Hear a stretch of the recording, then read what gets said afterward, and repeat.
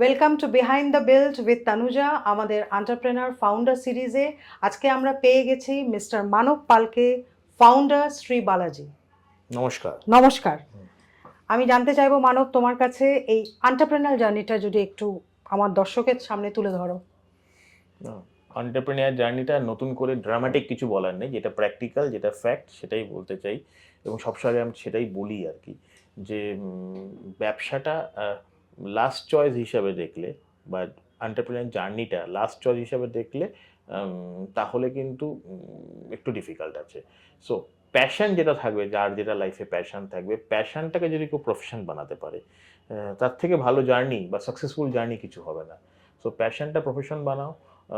যারা young generation আছে, আজকাল তো স্টার্ট আপ একটা খুব সুন্দর টার্ম, যেটা খুব ভালো মার্কেট হয়েছে।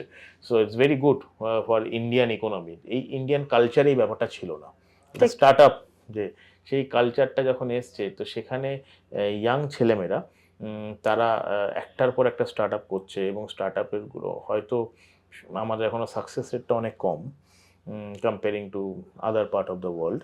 কিন্তু একটা জিনিস খুব ভালো, যে এত ইয়াং জেনারেশনের ছেলেমেয়েরা, মানে যেই সময় তারা এক একটা $1 বিলিয়ন কোম্পানি মালিক হয়েছে, আমরা তখন তো সেই সময় মাঠে ক্রিকেট খেলতাম, ফুটবল খেলতাম।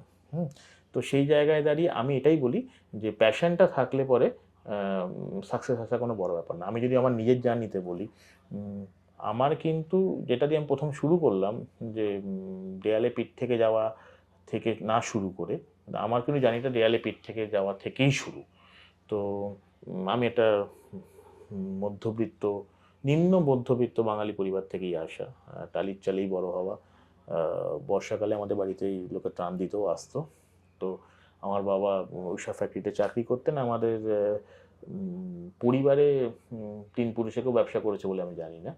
আর আমার বাবা পার্টিশনের সময় আমাদের ফ্যামিলি বাংলাদেশ থেকে এপার বাংলায় আসা, সেরকম একটা ফ্যামিলি থেকে যেখানে কেউ ব্যবসা করেনি, সেখানে আমি অনেক কিছু করতে গিয়ে হেরে গিয়ে শেষে ব্যবসাটা করি, তাদের জীবনটা চলবে, এটাই ছিল একমাত্র চয়েস। তো সেই চয়েস থেকে যেইটা, আমি জানি না সাকসেস কাকে বলে, বাট এই জার্নিতে যেটা কিছু কিছু ছোট ছোট সাফল্য, সেটা এসছে একটাই কারণে। সেটা যখন আমি বুঝলাম যে এই কনস্ট্রাকশনটা, এটা কিন্তু আমার খুব ভালো লাগছে। I am feeling very happy, I am feeling very happy, খুব প্যাশনেট লাগছে। প্যাশনেট লাগছে বলে আমি নর্মাল কনস্ট্রাকশন প্রচুর আছে, বিল্ডার কোম্পানি কলকাতাতেও প্রচুর আছে, সারা ভারতবর্ষ প্রচুর আছে।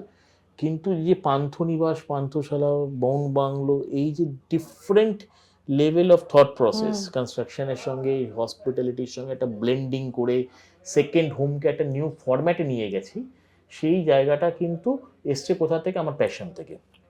আমি যখন নাকি মানে নর্মাল স্ট্রাকচার, একটা বাড়ি বিল্ডিং, সেটার বাইরে গিয়ে যখন ভাবতে শুরু করলাম, যেটা নর্মাল বাড়ি বিল্ডিং তো সকলেই বানাচ্ছে, কিছু একটা এমন হোক যেটা মানুষকে একটু ডিফারেন্টলি ভাবাতে বাধ্য করবে। 2010 সালে কিন্তু পান্থনিবাস শান্তিনিকেতন, 2010-এর ডিসেম্বরে আমি 2 লাখ টাকায় বাড়ি দেবো বলে পান্থনিবাস শুরু করি। হ্যাঁ, তো তখন লোকের কাছে খুব অদ্ভুত লেগেছিল, যদিও তখন চিটফান্ড ছিল না, চিটফান্ড অনেক পরে এসছে, but is equivalent to A chit fund. লোকে ভেবেছিল টাকাটা তো পুরো চিট হয়ে যাবে। তো সেখান থেকে আজকে সেই পান্থনিবাসী যখন লোকে 6,000 টাকা স্কোয়ার ফিটে কেনে, এবং the largest project in the district. আর তখন ডুয়ার্সেও যখন আমি প্রথম করি, ডুয়ার্সে এর আগে কেউ কোনো রিয়েল এস্টেট অ্যাক্টিভিটি করেনি, তখনও কিন্তু লোকে ছিল ডুয়ার্সে কেন রিয়েল এস্টেট অ্যাক্টিভিটি হবে, না না না, ওখানে কিছু হবে না, ওখানে তো ঘুরতেই যাবো। সো এই যে লোকের না তাকে হ্যাঁ বানানো, এই যে প্যাশনটা ছিল আমার, যে না হবে, আমি বলছি, আমি তো যত সার্ভে করিয়েছি, তখন সবাই বলেছে না না, ডুয়ার্সে কেউ বাড়ি কিনবে না, ডুয়ার্সে বাড়ি কিনে নাকি, কেন কিনবে, ওখানে তো লোকে ঘুরতে যাবে, শান্তিনিকেতনে বাড়ি হতে পারে, তাও ঠিক আছে, ডুয়ার্স কেন? কিন্তু the largest project of Jalpaiguri district is Dooars, Panthanibas Dooars. 700 flat, 200 bungalow, এবং যেখানে লোকে বাড়ি কিনবে না বলেছিল, সেখানে আজকের দিনের লোকে 40 লাখ 50 লাখ টাকা দিয়ে ফ্ল্যাটও কিনছে, তারা 80 লাখ 90 লাখ টাকা দিয়ে বাংলো কিনছে। হ্যাঁ, কেন? প্যাশনটা। এই যে চা আমরা অনেকেই সবাই খাই, হ্যাঁ, তুমিও তো প্রচুর চা খাও সারাদিন কর্মসূত্রে, আমিও তো ভীষণই খাই। তো কিন্তু বাঙালি কখনো ভেবে দেখেছে চা বাগানে বসে চা খাবো? সত্যি তাই। সো এটা স্বপ্নের মতো। স্বপ্নের মতো। আমরা দার্জিলিং ঘুরতে গেছি, হোটেল থেকে কাঞ্চনজঙ্ঘা দেখা যাচ্ছে, ইটস ভেরি নর্মাল। আজকাল সোশ্যাল মিডিয়ার যুগে সবাই ছবি পোস্ট করে দেবে, দেখো আমার হোটেলের ব্যালকনি থেকেই দেখা যাচ্ছে। আচ্ছা, কাউকে দেখেছেন যে এটা বলতে পারে আমার বাড়ির ব্যালকনি থেকে কাঞ্চনজঙ্ঘা দেখা যায়? না, সত্যি ইটস লাইক আ ড্রিম।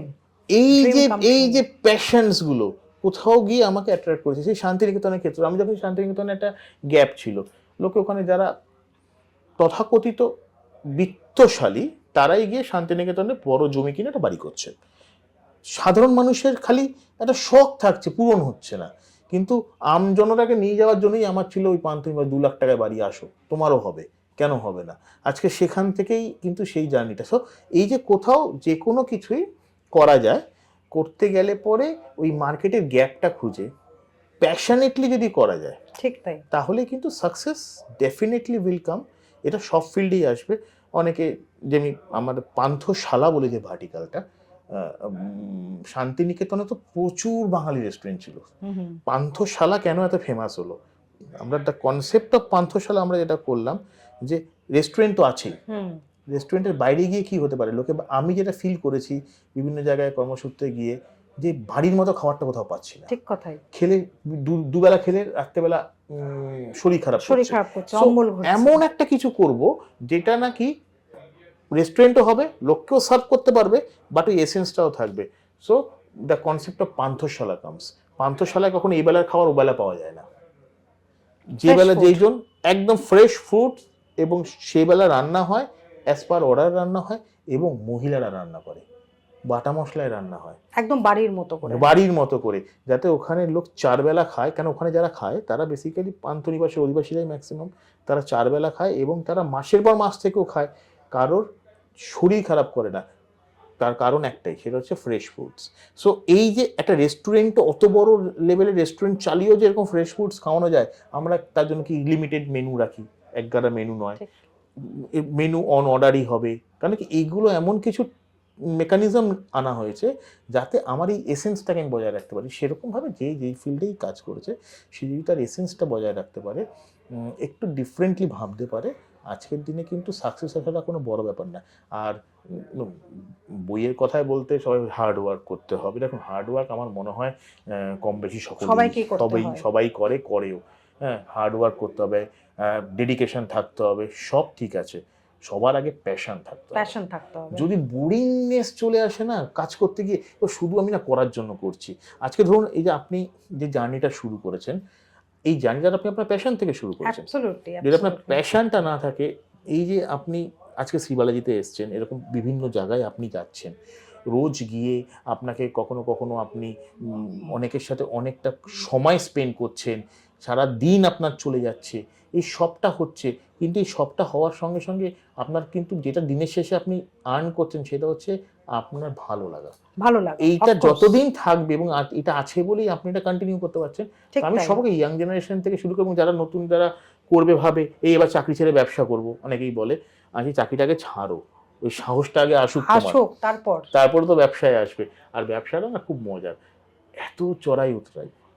ব্যবসা মানে কিন্তু এটা ভাবতে হবে যে কখনো একই রকম যাবে না, যদিও লাইফে কোনো কিছুই একই রকম যায় না, বাট ব্যবসাটা স্পেশালি অনেক চ্যালেঞ্জেস থাকবে, যেটা আমরাও বিভিন্ন সময়, আমি আমার লাইফে যখন শুরু করেছি, আমি বলছি কালকে আমি আমার স্যালারি দেবো কি করে আমি জানি না। স্যালারি দেওয়া তো দূরের কথা, তখন তো এরকম ছিল, আমার 2জন এমপ্লয়ি ছিল, আমি অফিসে সকালবেলায় এসে আমার একটা ছোট্ট ঘর এই বিল্ডিংয়েই ছিল, সেটা এসে ঝাড় দিয়ে শুরু করতাম। তার কারণ আছে, একটা লোক আসছে, নিজেকে ঝাড়টা দিতে হবে, কারণ যাকে আমি কাজে রেখেছিলাম সে বলেছে আরও 500 টাকা বেশি স্যালারি না দিলে পরের মাস থেকে এসে আর কাজ করবে না। যে দরকার নেই, আমি তো দিতে পারবো না, তার এসো না, আমি বাকি কাজটা, ঝাড় দেওয়ার কাজটা আমিই করে নেবো। তো ঠিক এইটা টয়লেট পরিষ্কারটা আমি সেলাই থেকে নিয়ে চণ্ডীপাঠ, হ্যাঁ, টয়লেট পরিষ্কারটা আমি রোজ রাত্রেবেলা আমি যাওয়ার সময় টয়লেট পরিষ্কার করেই যাও, বাইরে গিয়ে স্নান করে নেবো, কোনো চিন্তা নেই, তোমাকে আসতে হবে না এই কারণে, কারণ আমি তোমাকে স্যালারি দিতে পারবো না। তো কিন্তু আমি কিন্তু কখনো গিভ আপ করিনি, আমি বলেছি এটা আমি চালিয়ে যাব। তো চালিয়ে গিয়েই দেখুন আজকে আমার ভালো লাগাটা হচ্ছে এরকম যে প্রায় 500+ লোকজন, তাদের পরিবার চলছে শ্রীবালাজির উপরে।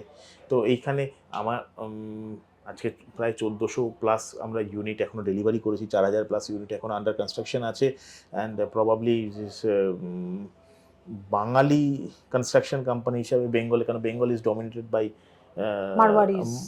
হ্যাঁ, non Bengali community, especially in the realty business. হ্যাঁ, স্পেশাল ইন রিয়েলিটি বিজনেস। তো সেইখানে একটা শ্রী বালাজি আজকে একটা চেনা মুখ, এবং আমার আরও বেশি ভালো লাগে এটা যে যারা শ্রী বালাজির থেকে ফ্ল্যাট নেন, বাংলো নিয়েছেন, তারা রেফার করে সকলকে, এবং তারা শুধু রেফারই করে না, তারা কিন্তু কোনো সময় এরকমও হয়েছে যে তারা নিজেরা হাতে ধরে তার বাড়ির লোককে নিয়ে এসে বলছে তুমি এখান থেকে ছাড়া অন্য জায়গা থেকে নিও না। ট্রাস্ট বিল্ড, এটা কিন্তু একদিনে আসেনি। It's a journey of 17 years.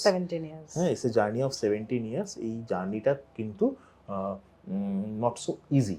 আমি সকলকেই বলি it's definitely not so easy. এটার জন্য যেটা দরকার সেটা হচ্ছে কন্টিনিউয়েশন। এই হেরে গেলে চলবে না, হারাটাকে যেটায় কনভার্ট করতে হবে। একদমই তাই। So entrepreneurship is all about chasing your dreams and your passion dedicatedly. একদম।